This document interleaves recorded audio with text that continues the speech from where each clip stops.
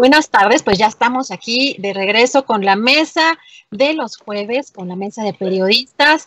Perdón por la tardanza, la verdad es que ya saben que la tecnología es un poco traicionera y más pues en plena pandemia, la verdad es que muchas cosas están saturadas.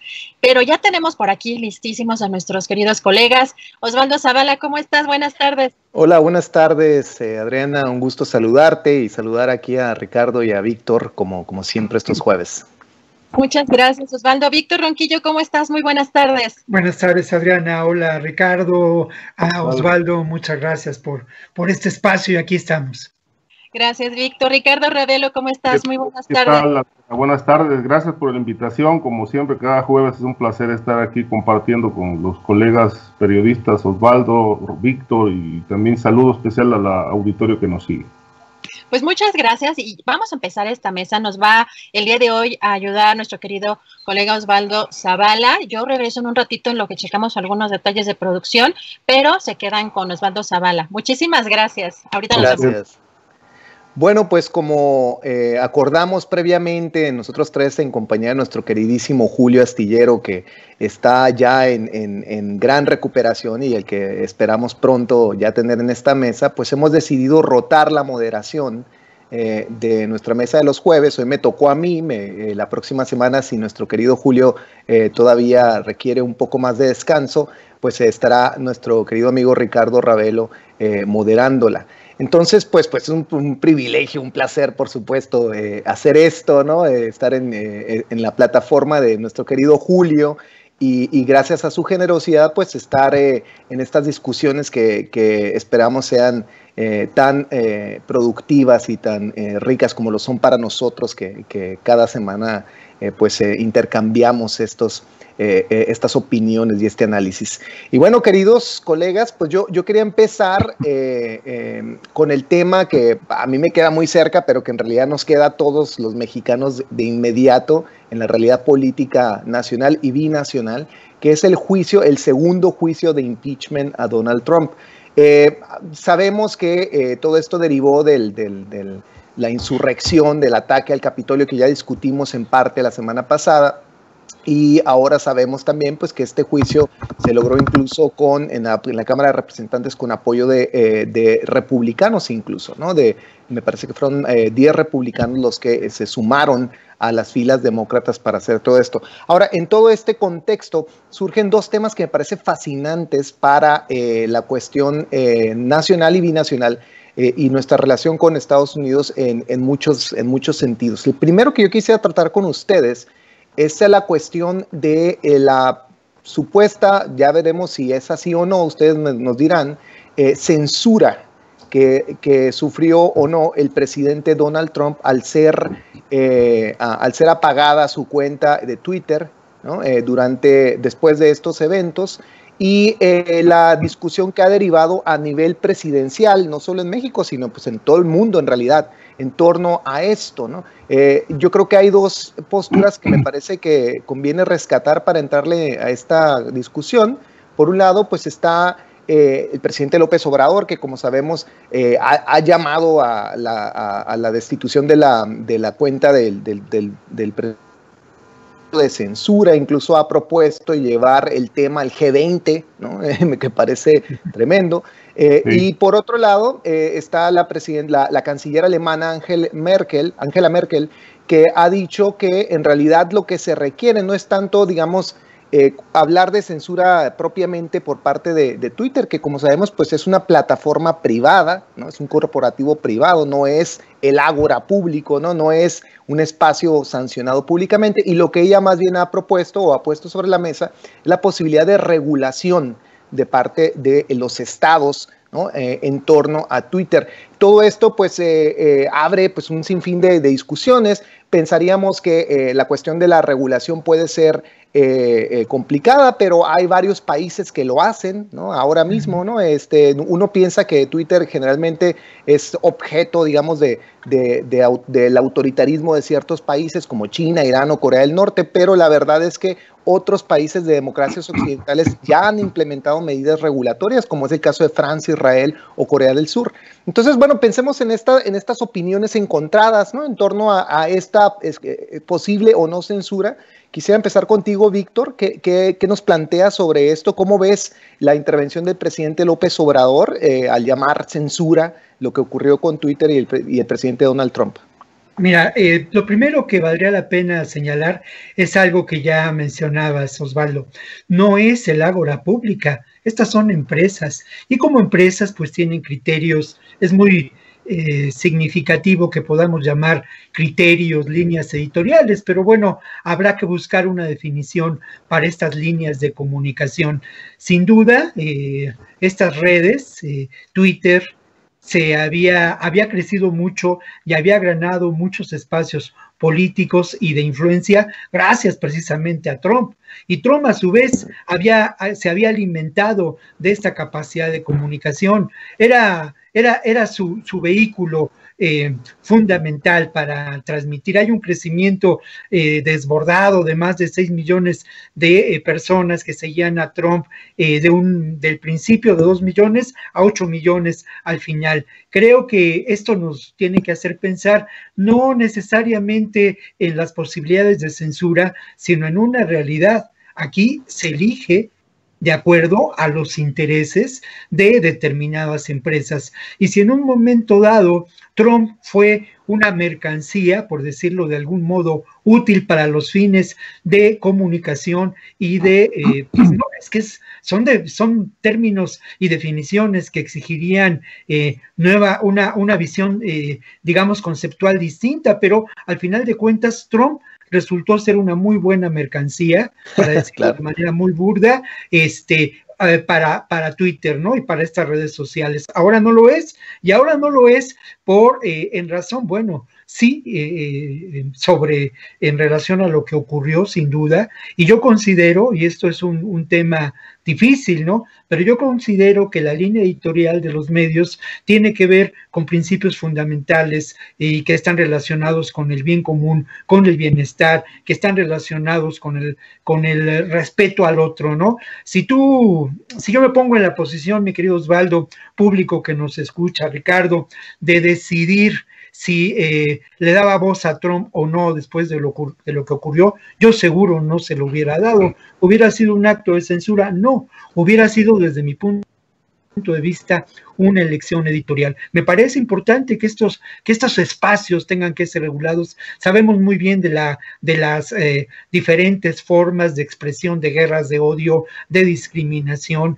brutales que se expresan. También sabemos de que han sido un vehículo para las fake news y también sabemos de su uso en la propia campaña de Trump y en otras campañas políticas para inclinar el voto, ¿no? Y utilizando recursos relacionados con el manejo de la comunicación. Entonces, creo que sí tienen que ser reguladas, pero también, y ya aterrizo un poco en la realidad mexicana, bueno, creo que aquí es evidente que necesitamos construir espacios de comunicación pública. Uno de ellos, sin duda, tiene que ver con las redes sociales, tiene que ver con estas plataformas que sin duda hacen falta para no solamente como vehículos de comunicación del gobierno, sino como vehículos de comunicación y de manera primordial de la sociedad. Y en ese aspecto, pues yo considero también que esto es una tarea por desarrollar. Como una tarea por desarrollar más que queda pendiente es el fortalecimiento de las radios públicas, de las televisoras públicas en este país. Están totalmente abandonadas, sufrimos de carencias brutales y creo que existe la necesidad de construir estos espacios, por un lado, sí, espacios naturales de información para lo que podemos considerar las tareas de gobierno, pero por otro lado, y de manera preponderante, espacios de reflexión para la construcción de la ciudadanía que buena falta nos hace en este país. Por ello, de verdad, yo no falto a estas mesas, porque aquí sí intentamos construir estos espacios de reflexión y que están relacionadas con preocupaciones ciudadanas. Entonces, resumiendo, sí, creo que tenemos que tomar en cuenta que no son ágora pública, como lo mencionas, que responden a intereses muy concretos y que definitivamente en nuestro país debe existir pronto una regulación a estos medios, y también es deseable que se fortalezcan los espacios de comunicación por parte de la ciudadanía, la construcción, fortalecimiento de una red de información, de una plataforma, pero también de las televisoras y radios públicas. Muy bien, pero pensando específicamente la reacción del presidente López Obrador, que tocaste en parte también aquí, Víctor, y pasando con Ricardo, me pregunto cómo contextualizar todavía más el llamado de censura que hace el presidente López Obrador, porque finalmente esto que ocurrió con Twitter ya había empezado a ocurrir con las televisoras, sobre todo las televisoras estadounidenses, que empezaron a retirar, digamos, la cobertura, incluso en vivo, ¿no?, de pronunciamientos del presidente Trump.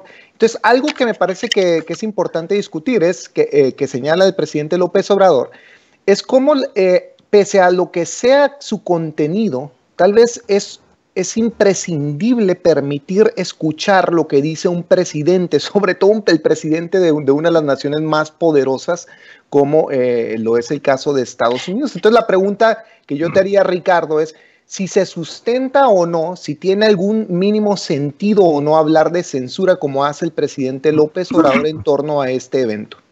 Mira, Osvaldo, yo considero que no hay censura, porque primero que nada no le están impidiendo al presidente expresarse, solamente le están quitando un instrumento de comunicación pública justamente por su discurso incendiario, por toda la cauda de mentiras que ha expresado, digo, no solamente en esta última etapa, sino a lo largo de su gobierno.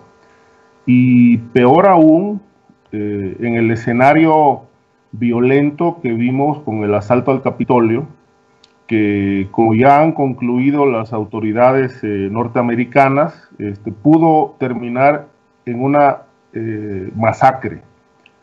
Entonces, ante todo este contexto causado por el presidente Trump, pues simplemente lo que ocurrió es que Twitter le bajó el switch, ¿no?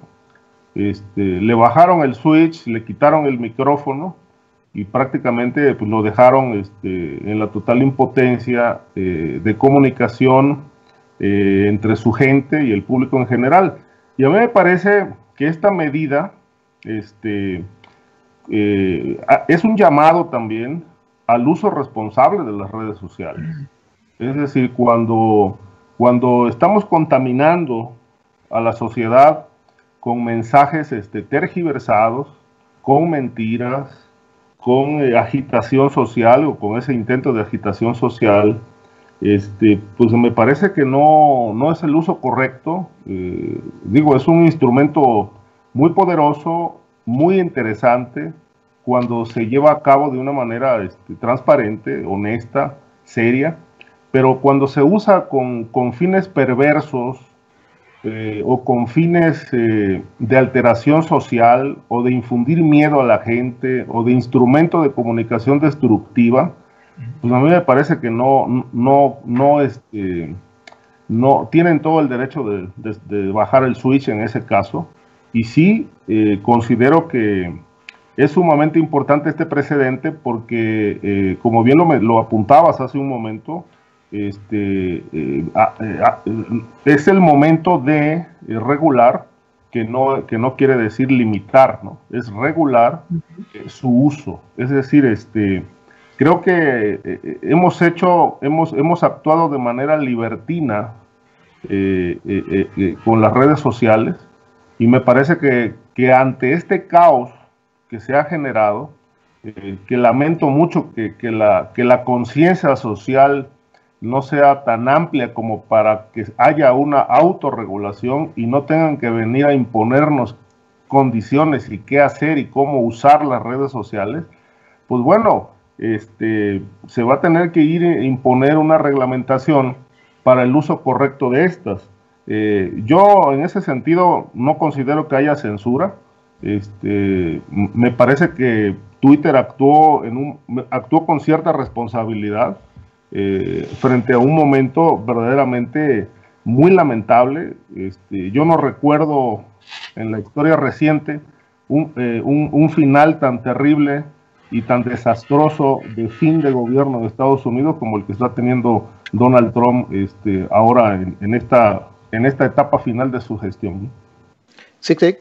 Ahora, yo lo que agregaría y me gustaría compartir esta posibilidad con ustedes, y creo que en parte esto es lo que Víctor abonó en su primera intervención, es que al bajarle el switch, como dices tú, a Donald Trump desde Twitter, como lo hizo el corporativo, me parece que no es, digamos, solamente la implicación que hay una respuesta, digamos, responsable a lo que ha ocurrido, porque pues, Twitter lo ha dejado ser, ¿no? Durante 4 años y decir una sarta de infamias y mentiras y llamados incluso explícitos a la violencia.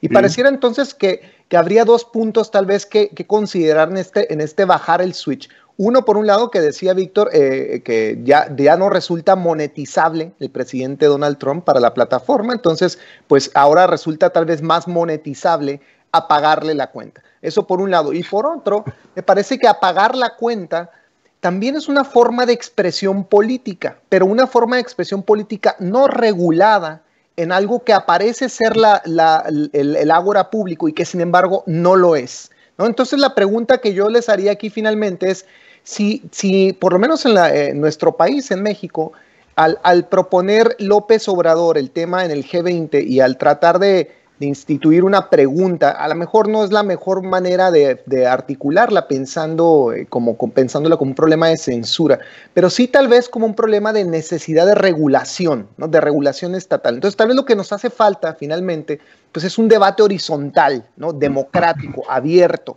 sustentado verdaderamente en un espacio público, ¿no? Para determinar las reglas de interacción, ¿no? Y las formas en las que podemos de un modo responsable y democrático entablar una discusión en el mundo virtual, ¿no? Entonces, ¿cómo llegar a eso? Pues es una de las grandes preguntas, ¿no? Interrogantes que nos deja este episodio. Ahora, yo quería pasar rápidamente a otro tema relacionado con esto, pero que digamos, trasciende un poco la cuestión del impeachment, y que es el saludo, el agradecimiento que hizo Donald Trump al presidente López Obrador en un mensaje reciente, ¿no? Donde recordó cómo el presidente López Obrador pues colaboró con el tema del programa migratorio, ¿no? de Remain in Mexico, ¿no? La política de quedarse en México, ¿no? Como algo muy positivo. Recordó, y no sin cierto dolor para nosotros, que la Guardia Nacional y el Ejército Mexicano en general pues están patrullando las fronteras y llevando a cabo pues parte de la política devastadora y de violencia racializada en contra de los migrantes, ¿no? Entonces yo contrasto ese saludo con la aparente pues no sé si digamos tensión que el presidente López Obrador está preludiando a la administración Biden, no solo con la cuestión de regular la DEA, sino incluso con ese mensaje tan sobrio, ¿no? Ese saludo de reconocimiento finalmente a su presidencia que se dio cuando fue certificada la elección. Y pareciera entonces que el presidente López Obrador se prepara para una nueva relación con el presidente Biden, que ya no estará sustentada en esta interesante, explícita amistad que según esto se han trabado, se han confesado entre Trump y AMLO, y en cambio sí como una estrategia contestataria y conflictiva con el presidente Biden. Entonces, ¿qué nos espera, ¿no? en este momento de transición, dado este último mensaje de Trump y la llegada en unos cuantos días, 6 días, de la administración Biden, Víctor? Mira, yo lo había dicho la semana pasada, Osvaldo, a lo largo de 20, de 30 años que pues me ha tocado seguir la información, en ocasiones estar en las fronteras, estar en lo que podemos considerar los puntos neurálgicos de 2 temas fundamentales en la relación de México con Estados Unidos, que tendrían que ver con la migración y con la seguridad. A lo largo de estas décadas de trabajo como reportero de las infanterías, lo que me ha tocado documentar es la continuidad de la política por parte de lo que podemos considerar los sectores más conservadores en Estados Unidos, los sectores que detentan el poder, este complejo militar industrial que de alguna manera decide la línea política a seguir por el establishment norteamericano, que de alguna manera intenta recomponerse. Y esto lo digo porque al final de cuentas, el asunto de la militarización de la frontera, mucho más grave que el muro que Trump pretendió construir, esa militarización arrancó en la década de los años 80 y se continuó por parte de presidencias republicanas y demócratas. Fue una línea política establecida en relación a los intereses económicos. Había que abrir y cerrar la llave de la migración, porque al final de cuentas es fuerza de trabajo que se puede aprovechar de la mejor manera. Esto tuvo un costo y tiene un costo humano muy doloroso. Y en cuanto al tema de la seguridad, aunque no es tu pregunta, mi querido Osvaldo, pero esto ha continuado, ha sido así. Yo me atrevo a considerar después de, pues eso, ¿no? De este seguimiento a estos dos temas, y bueno, no trato el tema de lo comercial, que es otro rubro muy importante en esta relación, pero bueno, me atrevo a considerar que ha habido una línea en donde lo que hemos visto es el endurecimiento de las políticas establecidas por los distintos gobiernos de Estados Unidos. ¿Qué podemos esperar con Biden? Bueno, con Biden me parece que posiblemente esta línea de endurecer la política migratoria continuará. Y continuará porque al final de cuentas hay lo que podemos considerar una necesidad social histórica muy fuerte en Honduras, en Guatemala, en El Salvador, de salvar la vida. Los migrantes son víctimas de la violencia política, son víctimas de la violencia a secas y son también víctimas terribles, de manera terrible y dolorosa, de la pobreza. Esto no ha cambiado, al contrario, se ha acrecentado y hay además eventos naturales que han intensificado esta realidad, un par de tormentas, un huracán que golpearon a esta región de manera muy dolorosa. Se anuncia una próxima caravana. Habrá que ver la respuesta ante estos hechos por parte de lo que será el próximo gobierno de Estados Unidos. Me parece que no cambiará demasiado y me parece que esta política de quédate en México para contener a estos éxodos de migrantes continuarán. Estos éxodos de migrantes que ahora han sido parados de manera violenta, utilizando las Fuerzas Armadas, lo mismo en Honduras que en Guatemala y El Salvador. Por eso las caravanas no han continuado. Aquí la gran pregunta es si en este momento al actual gobierno le preocupa de algún modo la realidad migratoria, este sufrimiento que mencionabas se está dando en las ciudades migratorias, sobre todo del norte, por miles de personas que se encuentran en condiciones de enorme precariedad desde hace casi un año,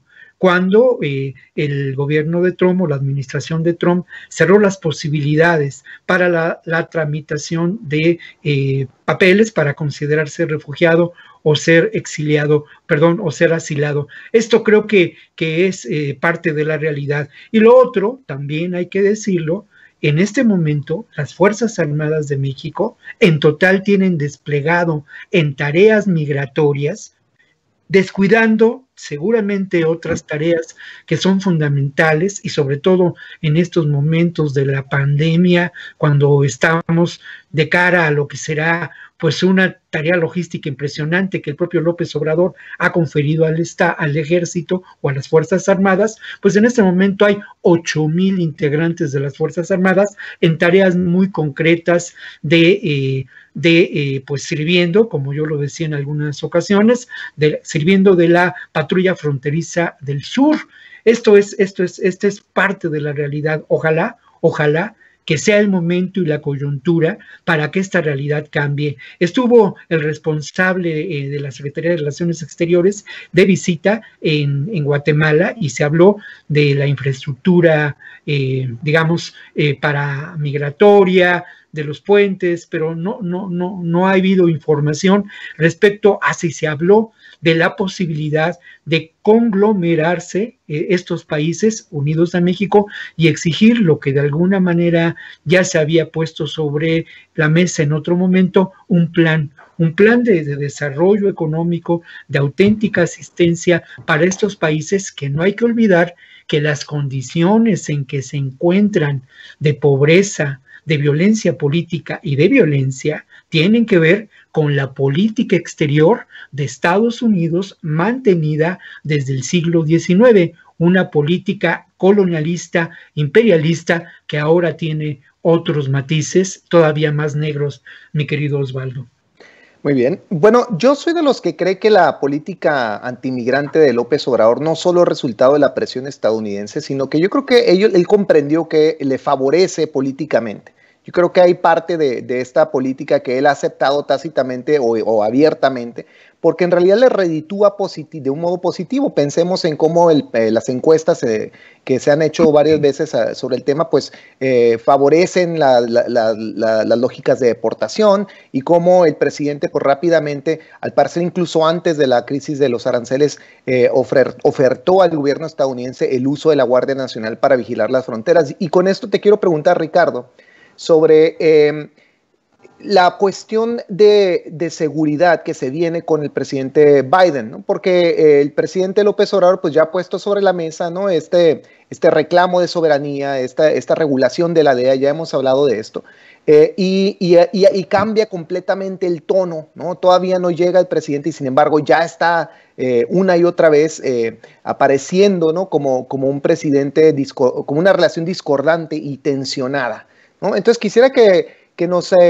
vaticinaras un poco, ¿no? Que nos hicieras pensar un poco qué podemos esperar de esta relación en cuanto a cuestiones de migración y seguridad con el presidente Biden, que toma la posesión de la presidencia en 6 días. Sí, mira, yo creo que algo positivo observo.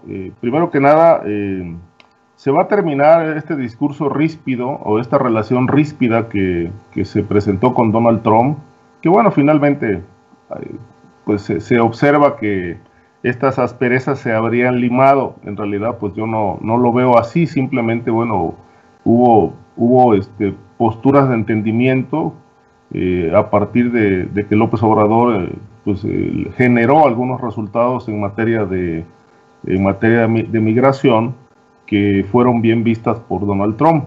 Me parece que con la llegada de Biden el próximo miércoles, es el 20, me parece, el 20, sí, la toma de posesión, se acabará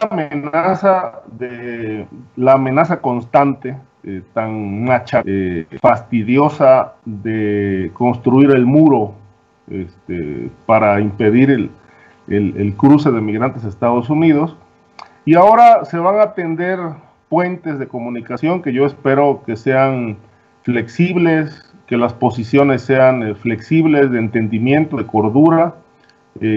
Con base en esto, creo que se puede construir una relación bastante fuerte con Estados Unidos y con el presidente Biden. ¿Qué se avisora en el panorama con respecto a los temas? Bueno, observo que se van a tener que abrir una agenda amplia, muy amplia, en el tema de drogas, en el tema de las armas, que me parece que esto le ha preocupado muchísimo a la administración de López Obrador, de que Estados Unidos realmente haga su trabajo en materia de exportación de armas y en materia de consumo de drogas, porque de esto se habla poco en Estados Unidos, cuando realmente distintos gobiernos mexicanos han considerado, bueno, que si el narcotráfico se mantiene boyante en toda América Latina es porque de aquel lado de la frontera mexicana hay un país voraz en el consumo de drogas, que me parece que bueno, en esta administración de Donald Trump se habló muy poco de eso.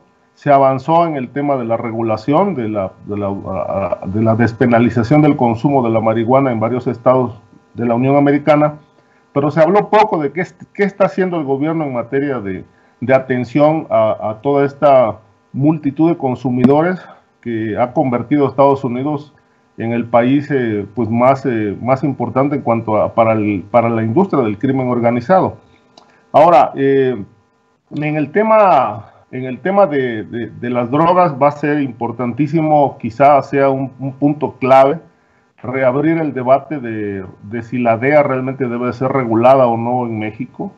Me parece que, bueno, la decisión de haber aprobado la ley de seguridad para restringir la presencia de la DEA en México y que ahora los agentes norteamericanos tienen que pedir permiso para portar armas, rendir cuentas a la autoridad mexicana sobre las investigaciones que están haciendo, pues me parece que esto es un tema polémico que se va a tener que discutir, se va a tener que llegar a un acuerdo. A mí me parece que digamos, desde el punto de vista legal, desde el punto de vista de la soberanía, México hizo lo adecuado. Es decir, ¿por qué permitir que la DEA actúe abiertamente en México sin informar nada, etcétera, claro, etcétera, como si fuera México una extensión del territorio estadounidense? Pues yo creo que en ese sentido la decisión del gobierno y del Congreso es atinada. Ahora, para efectos de una relación bilateral en un problema que le atañe a los dos países, como es la seguridad pública, el narcotráfico, etcétera, etcétera, pues me parece que ahí se tendrán que establecer líneas de entendimiento pues bastante finas, y ahí yo creo que va a tener mucho trabajo, y es muy interesante toda la sutileza, el tejido fino que pueda hacer el gobierno mexicano a través de su secretario de Relaciones Exteriores, porque son temas demasiado sensibles que bueno, pues no se deben de prestar como para que Estados Unidos imponga su hegemonía, como siempre lo ha hecho en la región, de imponer sus políticas, imponer sus criterios y ser poco autocrítico en cuanto a los problemas que ellos mismos padecen y que también afectan muchísimo al territorio nacional mexicano. Entonces creo que es interesante. Observo, como bien lo citaste hace un momento, que el presidente López Obrador ya empezó a plantear algunos puntos que son claros. El respeto a la soberanía, el respeto a la legalidad, a la apertura del diálogo, porque al final del día no se tiene que imponer ni las condiciones de México ni las de Estados Unidos, sino un nivel de entendimiento, como en las buenas relaciones de pareja, pues el diálogo es el instrumento esencial para llevar a buen puerto los temas de la agenda bilateral, ¿no? Claro, aunque en nuestra relación de pareja con Estados Unidos más bien somos la parte victimada y Estados Unidos sí, pues es la pareja abusiva, ¿no? Dominante. Sí. Y que por otro lado, pues pareciera que con pues sí, el preludio que ya está mostrando el presidente López Obrador con esta tensión con la nueva administración Biden, nos recordaría también pues que los demócratas no han sido particularmente amigos de México. Tenemos que mantener de cerca esa historia inmediata, ¿no? Finalmente, ¿no? Que incluso la administración más progresista, ¿no? Del siglo XX, la de Barack Obama, pues fue profundamente intervencionista en México, se abocaron al saqueo de recursos, intervinieron en aprobación tramposa y fraudulenta y corrupta de la reforma energética, y desde luego pues nos empujaron a la continuación de la guerra contra el narco, ¿no? Entonces pareciera pues que el presidente se anticipa, ¿no? El regreso de ese intervencionismo demócrata. No sé si ya lo ve venir. Claro, claro. Pues sí, pues bueno, y pasando a otro tema ya más doméstico, me quería preguntarte, Víctor, sobre pues un update del caso Lozoya y Odebrecht, ¿no? Estamos a unos días que se cierre el plazo, el 31 de este mes, para cerrar la investigación que recabará las pruebas y evidencias en el caso Lozoya. Quinto Elemento reportó que de 20 peticiones de asistencia jurídica a 9 países que se ha hecho desde 2018, en realidad solo han respondido hasta ahora Suiza y Estados Unidos, ¿no? Entonces pareciera que está muy trabado el caso, que no ha avanzado. Gente como Edgardo Buscaglia habla de una carencia muy radical en el proceso. Él denuncia, por ejemplo, pues que no se hable de delincuencia organizada, ¿no? Y que en realidad se limiten los términos del caso. Entonces, pues háblanos de esto, Víctor. ¿Cuáles son las consecuencias de este proceso? Si lo ves tambaleante, si lo ves entrando en una crisis, o si pareciera entonces que finalmente la plataforma anticorrupción de la 4T está en entredicho? Mira, yo creo que hay varios elementos, Osvaldo. Lo primero que habría que mencionar es que una cuestión es el asunto de la fuerza política que puede tener este caso, ¿no?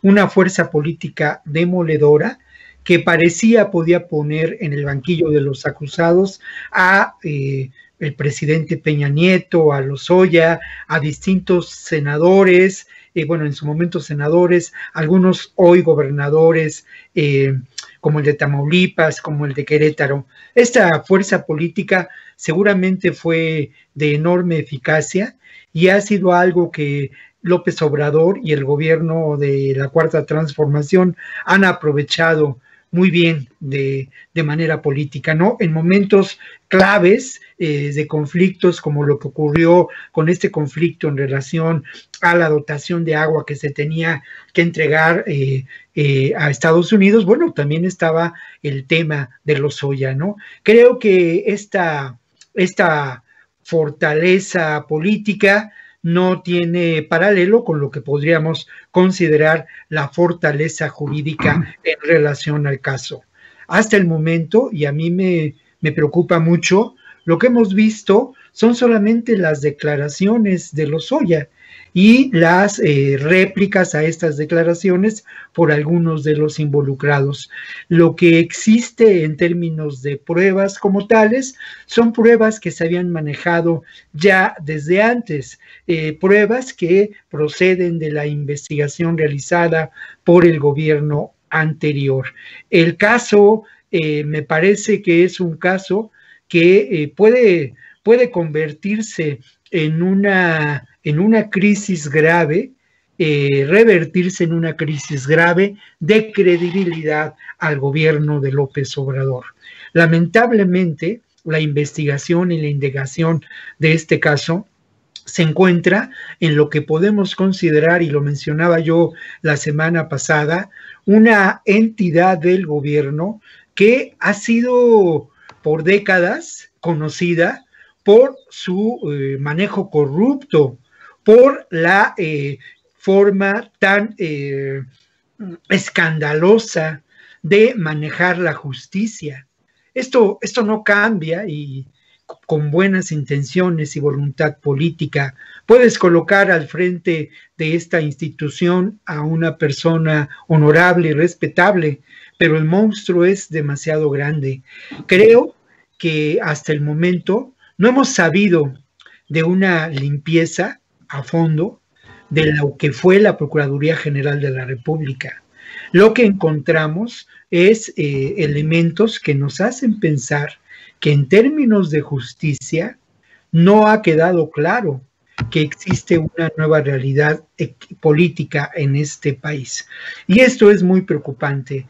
Hablar o no de que se pueda acusar de crimen organizado a los protagonistas de esta historia me parece de enorme relevancia, porque al final de cuentas, si se obró de ese modo, esto implica el involucramiento en acciones criminales, pues del más alto poder. Creo que este caso nos genera muchas interrogantes, y yo vuelvo a insistir, hay otros casos sobre los que nos quedan muchas dudas, y yo vuelvo a preguntar, y lo haré cada semana, ¿qué ocurre con el caso del general Cienfuegos? ¿Hasta dónde se llevará la investigación si se realizará? Entonces, creo que ahí hay un elemento muy importante, y tampoco podemos olvidar que si bien pensamos que este caso tendría una incidencia en las elecciones del próximo año favorables para el gobierno de la Cuarta Transformación, de no avanzar en la investigación, esto puede revertirse en términos de votos perdidos para Morena, Osvaldo. Pues mira, como bien dice Víctor, Ricardo, el gobierno de López Obrador le ha sacado un jugo político al caso Lozoya, tremendo. También lo ha hecho con el caso del general Cienfuegos, pero pues mucho ruido y pocas nueces, ¿no? Vemos que ambos casos están, si no trabados, avanzan, pero avanzan con muy poca transparencia, con muy poca claridad. La investigación de Quinto Elemento pues sorprende que no haya, digamos, una mayor apertura sobre el caso. Y pues llevamos ya cuántas semanas, ¿no? Desde que regresó el general Cienfuegos y no hemos sabido una palabra al respecto. Entonces, Sí. ¿qué entender de esto, Ricardo, sobre la pretendida anticorrupción del discurso López Obradorista? Mira, yo creo que yo no recuerdo, digamos, cada quien con su estilo y sus formas, pero no recuerdo otro sexenio, otro gobierno, donde la Procuración de Justicia haya sido utilizada políticamente al extremo. Sobre todo con los casos más sensibles que ha abanderado el presidente, como es el combate a la corrupción, el juicio de los expresidentes, en fin. Veo bueno, en efecto coincido con lo que dijo Víctor y lo que tú apuntas, que estos temas, estas investigaciones están trabadas y que hay un excesivo discurso que ondea la bandera de la justicia y de llevar a juicio a los responsables de la corrupción, pero por otro lado la realidad gatea en la Fiscalía General de la República, porque los casos pues están ahí a medias, no se consignan, y por otro lado, bueno, también decíamos de estos golpes mediáticos que asesta la unidad de inteligencia financiera y que finalmente terminan después devolviendo los recursos asegurados porque no logran acreditar absolutamente nada. Sin embargo, para efectos de la política, pues han resultado muy redituables para el gobierno de López Obrador. Yo creo que, por ejemplo, yo no con cierta duda observo que realmente qué elementos importantes aportó realmente Emilio Lozoya para esclarecer la corrupción en materia energética del gobierno de Peña Nieto. Es decir, yo he leído algunas de sus declaraciones, la última que fue muy larga, donde pues solamente afirma que él fue víctima de una estructura de poder que prácticamente lo obligó, lo presionó a corromperse, a saquear a Pemex, etcétera, etcétera, a recibir dinero de Odebrecht para financiamiento político, para corromper a legisladores que votaran por la reforma energética. Pero fuera de eso, a mí me parece, yo me pregunto, ¿alcanza para llevar a juicio a Peña Nieto, para encarcelar a toda esta gente? ¿Les alcanza realmente? Ahora, lo que sí es claro es que el costo político que puede tener este caso es demasiado alto si no se lleva a prisión a los responsables. Hasta hoy, a 2 años, y bueno, a menos, ¿no? Desde que vino a México Lozoya, es decir, no hay un solo encarcelado por el caso de que él ha denunciado de la corrupción. Hay investigaciones que se han abierto, presuntamente ahora en contra del exsecretario de Hacienda, Luis Videgaray, también involucrado en todo este enjuague, pero la gran duda es, como no tenemos información puntual de la Fiscalía, debido a que el fiscal ha decidido la opacidad, pues bueno, estamos más llenos de dudas que de respuestas, y como bien decía Víctor, seguimos intentando entender, tratando de entender qué diablos está pasando con el caso Cienfuegos, ¿no? O sea, ¿cuál es la apuesta? Que se enfríe, eso no se nos va a olvidar nunca. Es una cuenta pendiente que tiene el gobierno de la Cuarta Transformación de aclarar realmente qué va a pasar con el general a quien la DEA acusó de lavado de dinero, de vincularse al narcotráfico, y cuyo caso, esto hay que apuntarlo, cuyo caso dio pie a la reforma de la Ley de Seguridad para restringir las operaciones de la DEA en México. Es decir, el mensaje es, ya no queremos más casos Cienfuegos, ¿no? Sobre todo sorpresas, golpes mediáticos que da la DEA y que exhibe a todo un aparato militar que nunca ha rendido cuentas en México y que se mantiene como un aparato realmente donde priva la corrupción, privan vínculos criminales, pero no se rinden cuentas, ¿no? Este caso realmente le asestó un golpe brutal al ejército. Están dolidos por este evento, y me parece que si el caso lo pretenden llevar al silencio, a sepultarlo en el silencio o a enlatarlo por tiempo indefinido, pues me parece que sería una de las decisiones más polémicas, que pueden traer costos muy elevados desde el punto de vista político. Coincido puntualmente. Yo creo que no le es factible, no es viable políticamente, y es un riesgo muy alto el que jugaría la presidencia de López Obrador si deja estos dos casos de un modo insatisfactorio, sobre todo para el público, ¿no? Para la ciudadanía. Entiendo que ambos son procesos complejos y que requieren de tiempo, pero no tener noticia alguna después de varias semanas, ¿cuántas semanas van? Ya va más de un mes del regreso del general Cienfuegos. Y no tener un solo pronunciamiento al respecto, pues me parece preocupante, francamente. Yo creo que estamos no solamente en nuestro derecho, sino más bien en la exigencia autoimpuesta por parte del propio gobierno de López Obrador de observar y de recibir por lo menos una actualización en ambas instancias. Ahora, yo quisiera cambiar a un tema que a lo mejor es un poco más positivo bajo cierta luz, ustedes me dirán, que es el anuncio que hizo el presidente López Obrador para revertir los contratos de 8 centros penitenciarios que fueron concesionados en 2010 durante el gobierno de Felipe Calderón. Yo tomo aquí una nota de mi querido amigo Arturo Rodríguez de la revista Proceso, donde él hace un mapeo muy puntual de cuáles son las empresas que fueron encargadas en el concesionamiento de estos centros penitenciarios, y que además se corresponde con toda una tendencia global, ¿no? De privatizar las prisiones y de dejar en manos de un capitalismo mercenario no solamente el bienestar o la protección de la ciudadanía cuando supuestamente se lleva a prisión a elementos tóxicos de lo social, sino que más bien se convierte en un instrumento de monetización y de influencia política. Sabemos que algunas de estas empresas, como Exiquantum, ¿no? que fue manejada por fondos de inversión de gente cercana a Lozoya Austin, ¿no? Sabemos también que hay otras empresas como la de GIA, la empresa de Hipólito Gerard Rivero, que es cuñado de Carlos Salinas de Gortari, que controla el penal de Oaxaca, ¿no?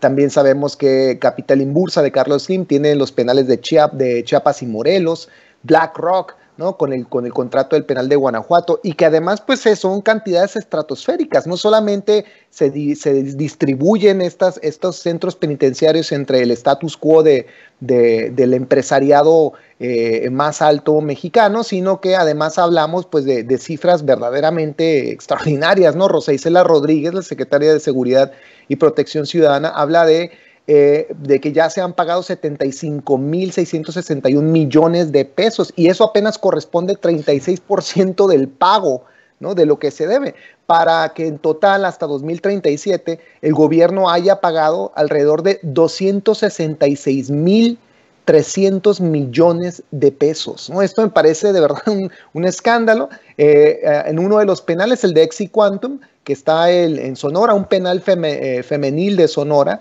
se habla de que el gobierno ya ha gastado más o menos 76,750 pesos mensuales por cada una de las internas.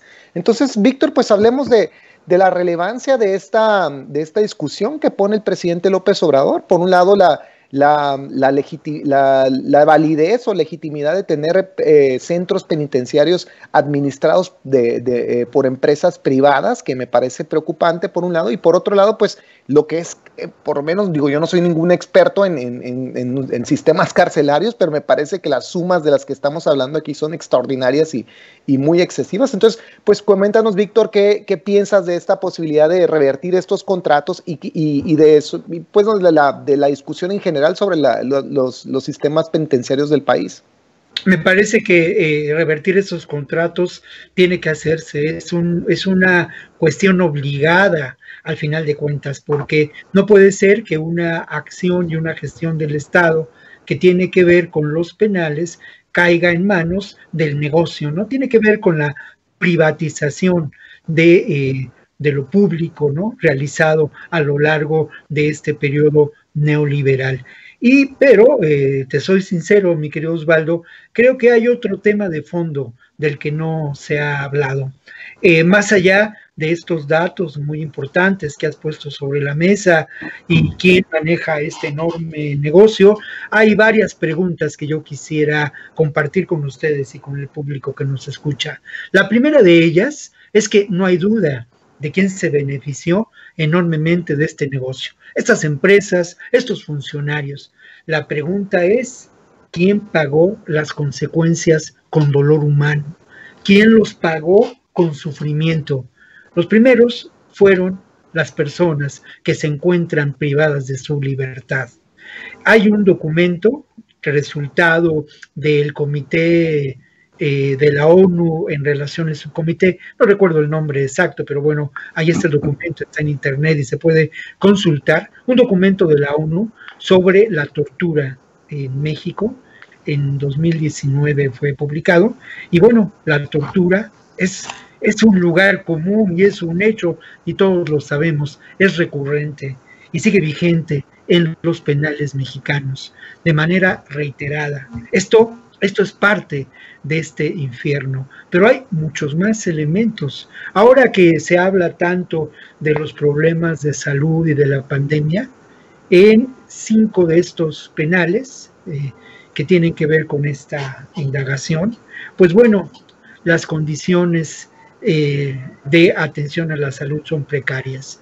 El tema es muy importante, desde luego, pero me parece que tenemos que pensar en algo que es fundamental. Estos centros se llaman centros de reinserción privados. Y esta palabra de reinserción nos tiene que llevar a pensar sobre el tema de la reinserción. Uno de los graves problemas del sistema penal mexicano es el que, pues dicho, como lo dijeron los clásicos, son universidades del crimen. Y esto tiene que ver con la escasa posibilidad de reinserción social. Además del problema de la tortura, en estos penales, en los penales de México, de acuerdo a la investigación realizada por la Comisión Nacional de los Derechos Humanos y publicada el año pasado, en todos los penales o en el 90% de los penales que existen en nuestro país, incluidos estos centros de readaptación privados, existen problemas como el autogobierno, existen problemas como la violencia generalizada, como el acoso sexual, como la prostitución, ahí sí la prostitución, y sin duda existen también problemas en cuanto al abasto de los recursos mínimos para la sobrevivencia. Ayer en el noticiario de Canal 21, Capital 21, se documentó una historia de uno de estos penales que se encuentra en Michoacán, de estos centros privados de reinserción, en donde falta ni más ni menos que el agua. O sea, no hay agua para la vida. O sea, podemos imaginarnos una condición más terrible que ello, en donde falta agua. Bueno, esto creo que tiene que ser parte de la discusión. No solamente el asunto de la corrupción, sino el asunto del problema de la constante violación a los derechos humanos que decenas de miles de personas sufren por efecto de la realidad en los penales. Por una parte, quienes se encuentran privados de su libertad, y por otra parte, los familiares de estas personas. Muy bien, sí, yo creo que el problema penitenciario es muy complejo y desde luego desborda la realidad mexicana, ¿no? Lo mismo puede aducirse del sistema penitenciario estadounidense, donde se ejerce constantemente una violencia racializada, una segregación extraordinaria, y donde pues, las cárceles están pobladas desproporcionadamente por las minorías de este país. Ahora, te pregunto, Ricardo, sobre el mismo tema del revertir estas concesiones, pero también pensando en lo que dice Víctor, ¿no? Un poco como los centros penitenciarios que sí son administrados públicamente. Yo cuando fui reportero tuve la oportunidad de visitar varias veces el Centro de Reinserción Social de Ciudad Juárez y era un verdadero descenso en el infierno. Yo creo que nunca he estado en un lugar tan increíblemente problemático, no solo para una vida mínimamente digna, sino en verdad en condiciones infrahumanas, deplorables y de una vergonzosa, lastimosa condición de deshumanización, ¿no? Y yo quisiera entonces preguntarte sobre pues esta paradoja en la que se vive nuestro sistema penitenciario, que es una extensión de la corrupción y del decaimiento de nuestro sistema judicial en general, y que pues nos tiene sometidos a un sistema carcelario público o privado increíblemente problemático, corrupto, y donde, sobre todo en el caso de los penales privados, pues se monetiza se lucra con el dolor humano. Y con el dolor humano, por supuesto, de las clases más desprotegidas. Sí, mira, desde hace varios años, yo recuerdo, no sé, hará unos 20 años, ya se hablaba de esta variante que se estaba tratando de inducir, de privatizar los penales en México, ante el fracaso del Estado para pues realmente cumplir con lo básico que debe de cumplir una prisión, que es readaptar a los reclusos para volverlos a insertar en la sociedad. Este tema de la readaptación social se dejó de cumplir hace muchos años. Es decir, hoy la cárcel no readapta, simplemente se le priva de la libertad al presunto responsable de algún delito. Pero, por ejemplo, como ocurre en muchos casos, y un ejemplo de ello fue el Chapo Guzmán, por ejemplo, que solamente estaba privado de su libertad física, pero mantenía su libertad financiera totalmente, ¿no? Y así hay muchos ejemplos de esto. Ahora, qué bueno que se va a revisar, porque este caso, que me parece que ejemplifica muy bien lo que fue la corrupción en los gobiernos anteriores, sobre todo porque los penales, en este caso los que se concesionaron a privados, pues nada más pasaron, es decir, se trasladaron de una mafia a otra. Hay que decir que las cárceles, sobre todo las que sigue manejando el Estado, o los gobiernos estatales, pues están en manos del crimen organizado, ¿no? Yo he entrado, por ejemplo, a prisiones en Tamaulipas, que en efecto son descensos al infierno, como bien lo citaste, lugares hacinados, donde el propio director, en contubernio con las autoridades del gobierno del Estado, son los responsables de la distribución de drogas. Ese es un gran negocio para los gobernadores. En Veracruz pasó también. En Tamaulipas ni se diga. Lo que quedaba en claro es que el gobierno de Tamaulipas y muchos otros operaban como verdaderas empresas criminales porque controlaban todo. Los Zetas mantenían el control del penal, decidían si salían o no sus secuaces, como pasó en Topo Chico, ¿no? Acá en el norte también, que eran usados para esconder a los sicarios que de noche salían a ejecutar a sus víctimas. En fin, es una descomposición terrible que desde los años 70, según una vez platiqué con el doctor Sergio García Ramírez, me decía que desde los años 70 no se construía una prisión y que realmente no se le metía la mano para reformar y para poder limpiar de corrupción todo el sistema penitenciario. Y él hablaba de que, bueno, toda la cadena, ¿no? Desde la Procuración de Justicia, el sistema penitenciario y el Poder Judicial, pues eran un verdadero fiasco, ¿no? Todo estaba atestado de corrupción.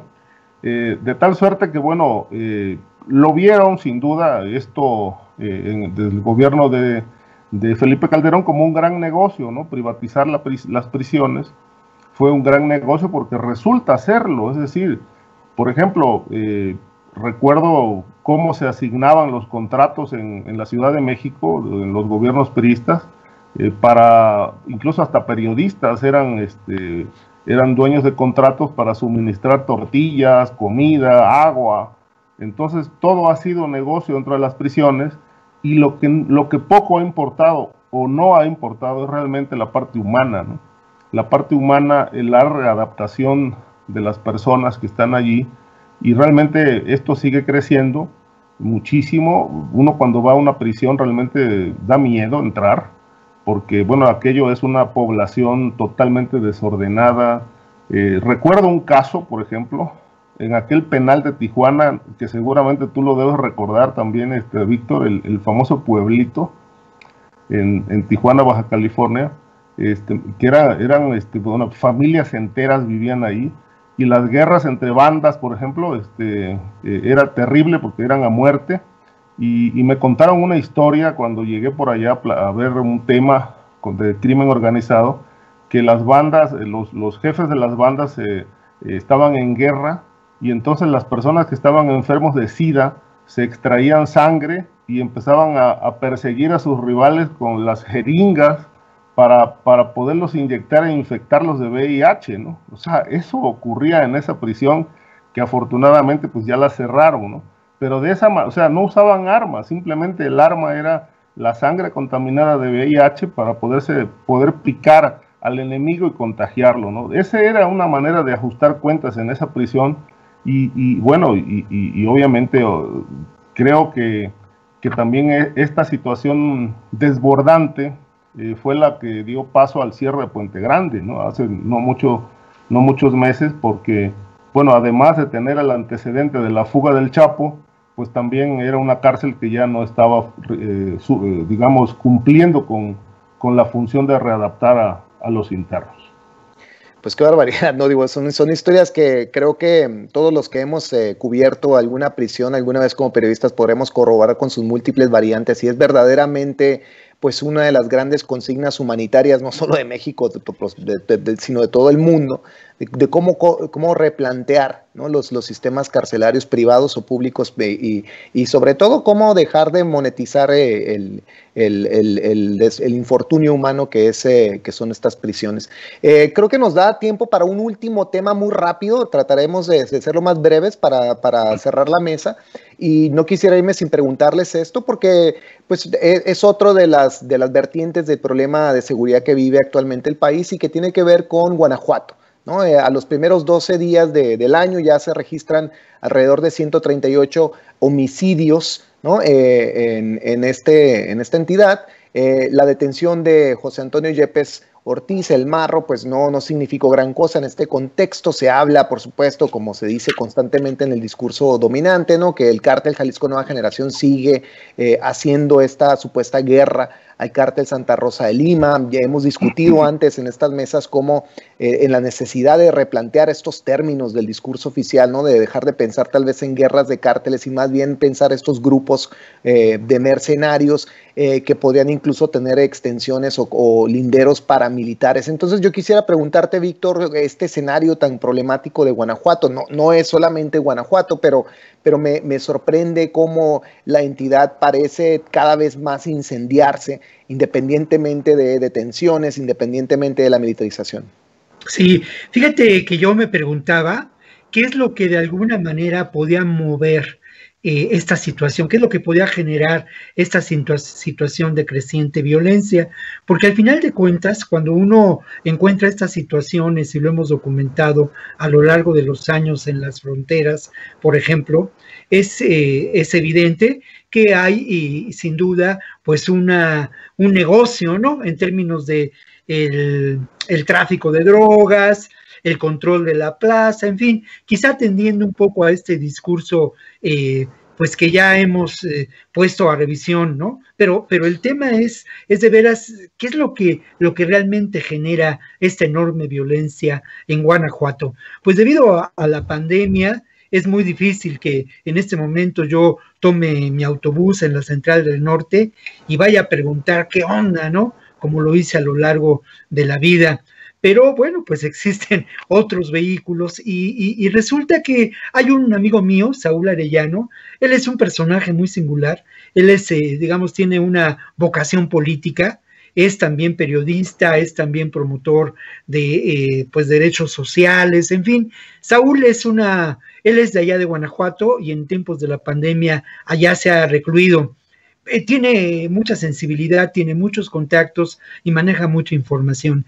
Y conversando con Saúl, pues yo voy a compartir con ustedes la razón que Saúl ve como clave para generar esta violencia. Sin duda, desde la perspectiva que compartimos con Saúl, existe una economía del delito, ¿no? Hay mucho dinero en el huachicoleo, hay mucho dinero en lo que podemos considerar el negocio del narcomenudeo, que ha prosperado de manera terrible en distintas ciudades y pueblos de Guanajuato, incluso en lugares en extremos rurales. El narcomenudeo no es un problema en nuestro país solamente de las grandes ciudades.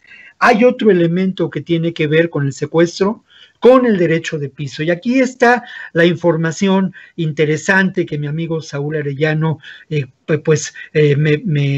me proporcionó y puso sobre la mesa para que compartiéramos con nuestro público el día de hoy. Él habla de lavado de dinero como un gran negocio y menciona, por ejemplo, cómo Guanajuato, la entidad en su conjunto, es la segunda entidad con mayor crecimiento y desarrollo turístico. Habla de que se han construido una enorme cantidad de hoteles, no solamente en Guanajuato capital, que es un lugar muy bonito que yo conozco muy bien, y que bueno, pues es un lugar de enorme turismo, ¿no? Entonces, bueno, este negocio de lavado de dinero, que a su vez está relacionado con este modelo económico, que sin duda en Guanajuato, y este es otro gran tema, pues vive una de sus expresiones más acabadas en términos del neoliberalismo, con un modelo maquilador. Y hay otro elemento, sé que me estoy extendiendo, pero de verdad que el tema da para ello. Miren, el otro asunto que menciona Saúl Arellano tiene que ver con un elemento precisamente estratégico. Al final de cuentas, por esta zona del Bajío, circulan las carreteras de nuestro país. El control de las carreteras es determinante para el trasiego y es determinante para el trasiego de drogas, para el contrabando, y es determinante también para el control incluso de pues lo que podemos considerar el negocio de la extorsión, el negocio del derecho de piso, ¿no? Entonces, creo que estos elementos nos aclaran un poco lo que puede ocurrir. Y el otro elemento que hay que pues también señalar es el asunto de la enorme degradación social, efecto de un modelo económico que en Guanajuato aterriza de manera tan cruda y de manera tan ejemplificativa, para mostrar esta realidad, como ocurrió en Tijuana, ocurrió en Juárez. El modelo neoliberal la maquila el desarrollo industrial sin tomar en cuenta y atender las realidades sociales. Guanajuato es una entidad también muy particular porque no solamente es León y Guanajuato lo que podemos considerar las ciudades de mayor industrialización y recursos económicos, sino existen en Apaseo, existen en Salamanca el desarrollo petroquímico, ¿no? Petrolero, ¿no? Entonces, esto forma parte de esta realidad. Entonces, creo que tenemos que pensar muy bien y tenemos que señalar las causas de esta terrible violencia y esperemos que el actual gobierno, hoy lo mencionaba López Obrador en la mañanera, atienda esta complejidad y entienda los diferentes elementos que la conforman. También, y eso Saúl Arellano lo menciona, también es el escenario de un conflicto muy fuerte entre diferentes grupos criminales, los aliados al cártel Santa Rosa de Lima, que provienen de Michoacán. No voy a abordar quiénes son ni nada porque me tardo mucho, y lo que puede ser este instrumento pues político, ¿no? Un cártel que sirve para todo, que es el cártel Jalisco Nueva Generación. Y sin duda, todo ello vinculado a la enorme corrupción política. Un procurador de justicia que lleva 10 años en el puesto, un secretario de Seguridad Pública que le sigue en tiempo y, sin duda, una enorme corrupción dada en estos sectores de lo que podemos considerar las policías municipales, las policías estatales. La inminente elección que se llevará a cabo, en Guanajuato se van a elegir diputados, se van a elegir presidentes municipales, diputados locales y federales. La violencia política es una de las grandes amenazas, y el caso del diputado que fue asesinado antier, pues no, lamentablemente no será el único, porque también se busca, estas organizaciones criminales buscan sin duda el control político de las distintas demarcaciones y las alcaldías, pero buscan también los recursos que maneja el crimen organizado, en tanto lo que puede considerarse el manejo de los recursos de obra pública y obviamente del control de las policías. Pues mira, son muchos temas, sin duda. Te toca cerrar, Ricardo, pensando en algunos de estas derivas que apuntaba Víctor. Yo me quedaría con dos en particular. Me interesa un poco que nos hablara para cerrar, sobre el tema de la violencia política electoral. Bueno, se asesinaron al diputado panista Juan Antonio Acosta Cano. Me parece que fue esto ayer o antier en el municipio de Juventino Rosas, que creo que fue donde coincidentemente detuvieron a El Marro en su momento.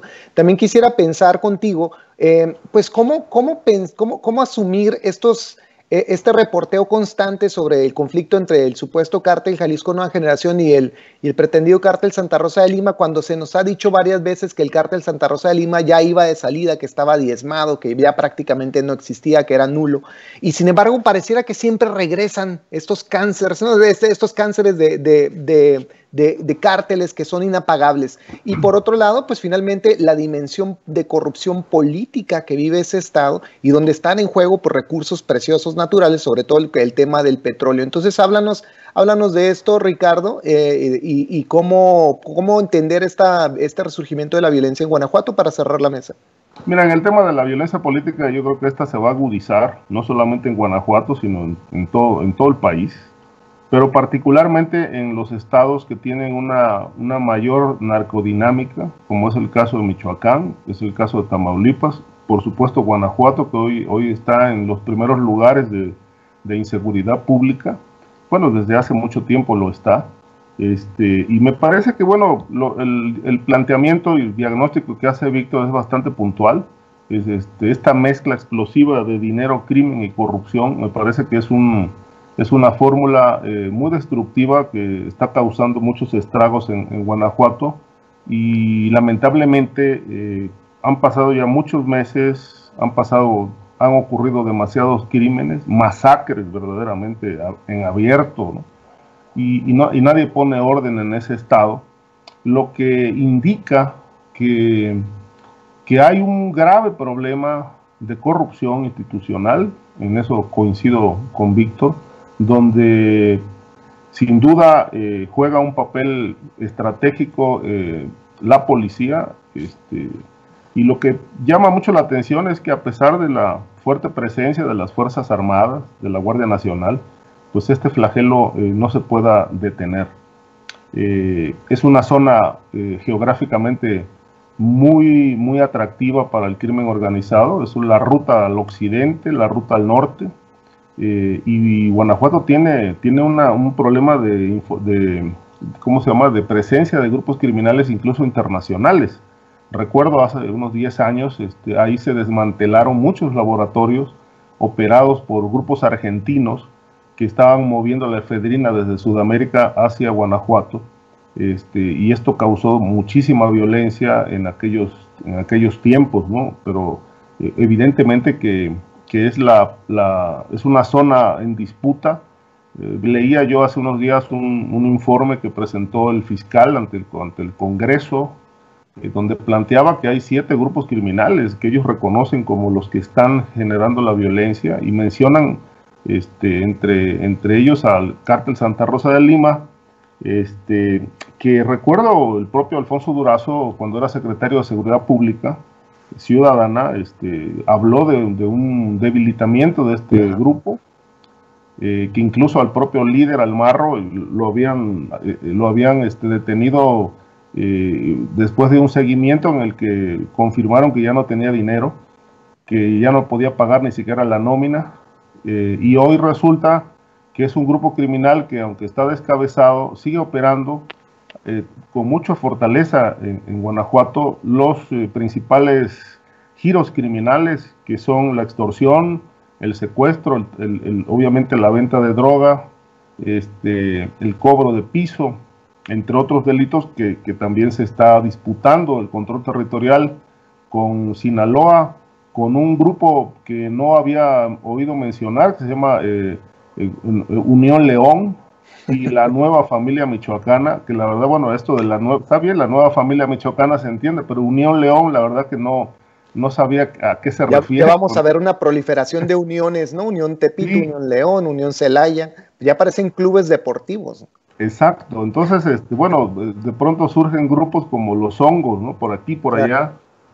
Pero bueno, en este sentido yo creo que estos grupos que están generando la violencia no es más que el resultado de una descomposición política, de la verdadera estructura mafiosa que está en el poder, que es la que está generando, digamos, todo este desorden, porque, bueno, para entender un poco el mapa criminal, primero hay que leer el mapa político, ¿no? Bien, cómo está Guanajuato en ese sentido, y obviamente, bueno, si no hay resultados, es que a alguien o a muchos les conviene que Guanajuato siga en esta situación, un estado de excepción que por algo menor, digamos, recuerda mucho a aquellos tiempos aciagos que vivió Ciudad Juárez, claro, que llegó a ser considerado la zona más violenta del mundo, ¿no? Porque aquello era verdaderamente imparable. Y entonces el tema de Guanajuato llama a reflexionar desde más de un ángulo, ¿no? Y sobre todo, bueno, ahora que vienen las elecciones en julio próximo, es preocupante, ¿no?, que en estos estados el crimen organizado vaya a tener mano libre para imponer candidatos, para financiar a sus nuevas autoridades que van a llegar a las estructuras de poder, tanto a nivel municipal como a los congresos, y de esta manera pues mantenerse impunes en las regiones donde operan, ¿no?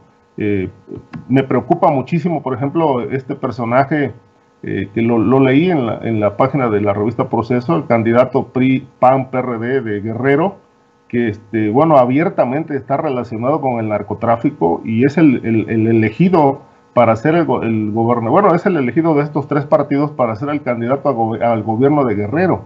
Y así por el estilo, ¿no? Con este fenómeno de narcopolítica que por desgracia sigue dando de qué hablar, porque pues es muy claro, como decía Víctor, que a los grupos criminales les importa y mucho no solamente tener el control territorial y mafioso, sino también el control político. Muy bien, pues yo creo que con esto terminamos, queridos compañeros. Regresa aquí nuestra querida Adriana. Pues agradezco las intervenciones y creo que pues logramos movilizar varios de los temas más puntuales. Ya continuaremos el próximo jueves. Adriana.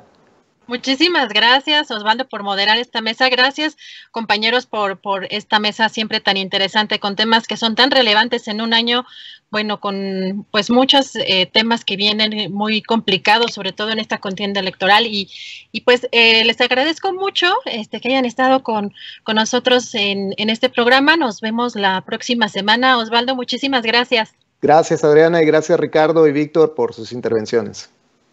Gracias, Ricardo. Buenas tardes. Buenas tardes, Adriana. Gracias. Un saludo afectuoso para Julio, que espero que se pueda recuperar ya pronto. Un saludo afectuoso también para mis colegas Víctor y Osvaldo y el auditorio que nos siguió. Gracias. Gracias, Víctor. Buenas tardes. Buenas tardes, pues muchas gracias y bueno, pues eso, un saludo para el buen Julio y ya lo queremos aquí. Que ya pronto nos acompañe, que ya pronto regrese. Sí, pues muchas gracias y bueno, aquí nos encontramos la semana entrante. Gracias, que tengan buena semana. Hasta luego. Gracias. Hasta luego.